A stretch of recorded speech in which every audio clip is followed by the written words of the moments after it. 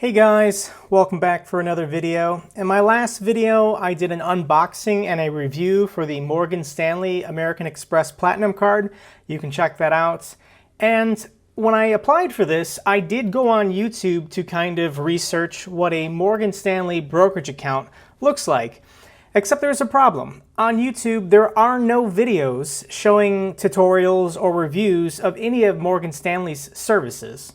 And to me, that's just very bizarre. There are YouTube videos for literally everything, and I could not find anybody who had made a video talking about Morgan Stanley's services, like a how-to.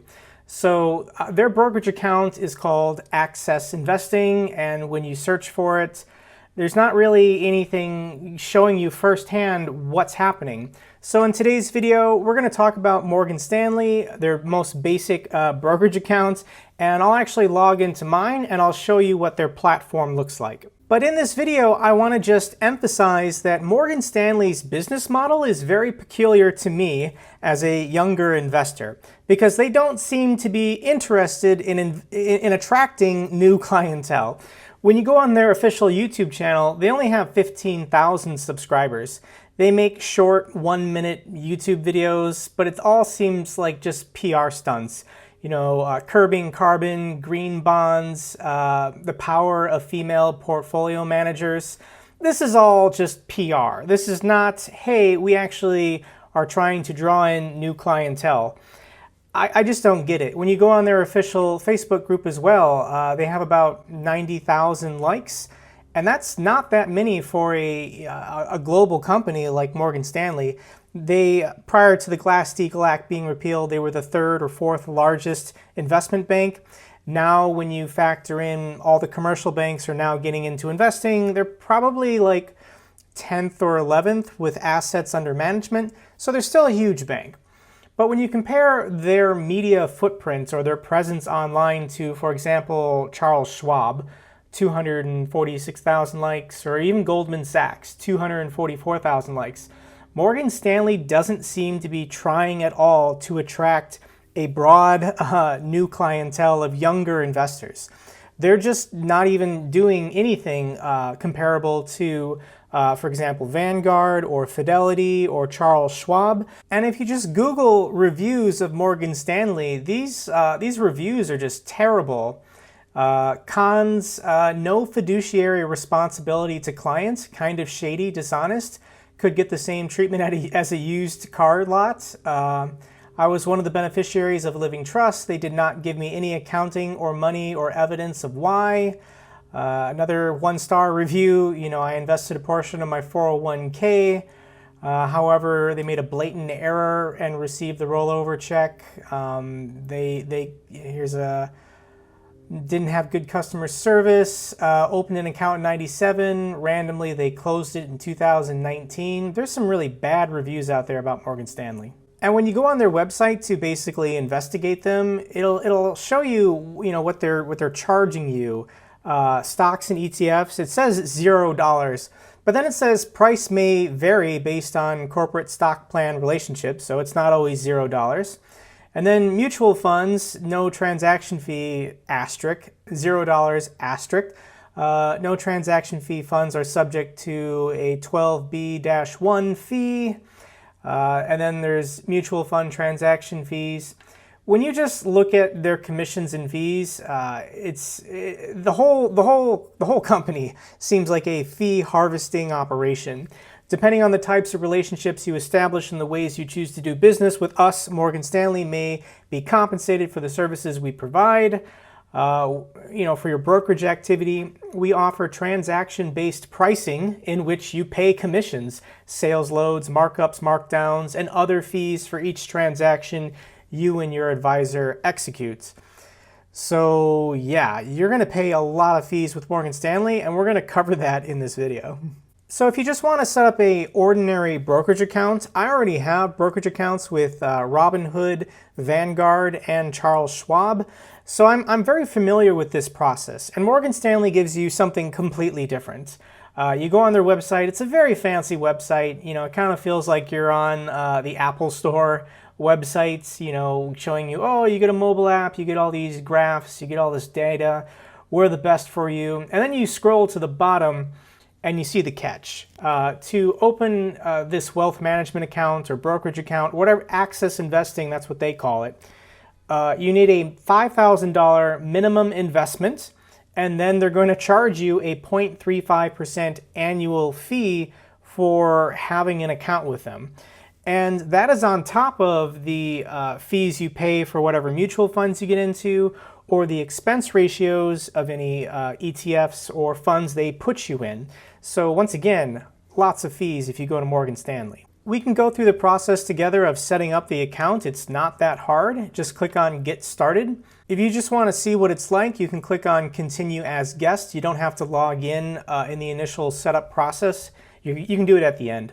Okay, the first page says, let's start by understanding why you're investing. Save for retirement, save for a different goal, simply to build wealth. I feel like all three of these are just building wealth, so let's click on Simply to Build Wealth. It then says, what do you want to name your accounts? We'll just call it Build Wealth and continue. Next, let's collect some information to help us define your Build Wealth plan. I'm going to enter a fake birthday because I don't want you guys to know my birthday. So we'll do June 1st, 1985, not my birthday. Click Continue. How much will your initial contribution be? We'll just do the minimum, $5,000.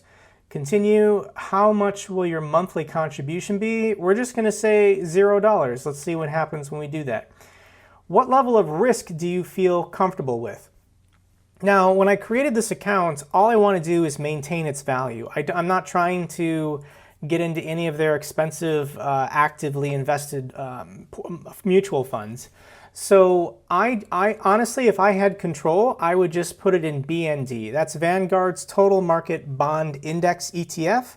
So I'm trying to use their interface to get in a comparable fund to that. So I'm going to go ahead and click on Conservative, and we can hit Continue. It then asks you, choose your objective for your investment portfolio. Outperform the market, socially responsible investing. That is kind of an odd option. And then lower cost investing. That's all I want. The lowest expense ratio, lowest cost possible. So I'll select that. You then hit Continue, and this is funny. It's going to tell you running thousands of simulations, analyzing risk and return, identifying an investment for you. That's BS. So you only had three options when you set this up. Conservative, moderate, aggressive, outperform, socially responsible, and low cost. 3 times 3 is 9. There were only 9 possible outcomes for your robo-advising session with Morgan Stanley. And for that, they're going to charge you 0.35% of your account balance every year. The experience I just got, you can get for free with either Fidelity, Vanguard, or Charles Schwab.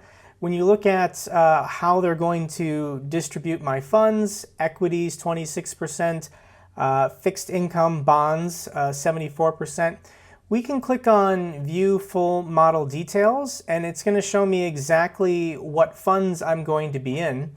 And we have U.S. equities 13%, international 9%, emerging markets 4%, and then short-term FI, fixed incomes, this will be U.S. bonds, 74%.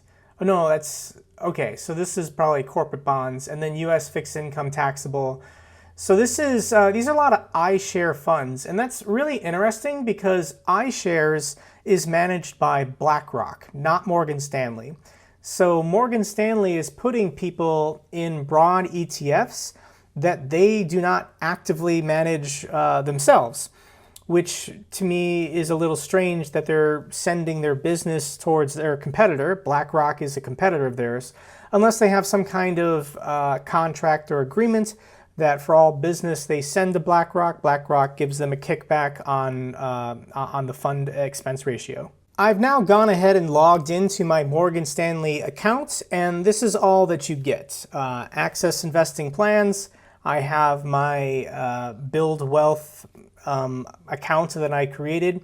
I deposited $6,000 last week because I was worried that for whatever reason I might drop below $5,000. If you drop below the account minimum requirements, they can cancel your AmEx Platinum. But let's go ahead and click on trade, because when I created this account, I'm familiar with buying and selling equities and bonds. So I would love it if I could have control over my own money using Morgan Stanley's platform, but they do not allow that. That is not allowed. If you could just buy and sell your own stocks electronically, then why are they paying you that management fee of 0.35%? So when you go to trade, there's no buy-sell option. You have no control over your money.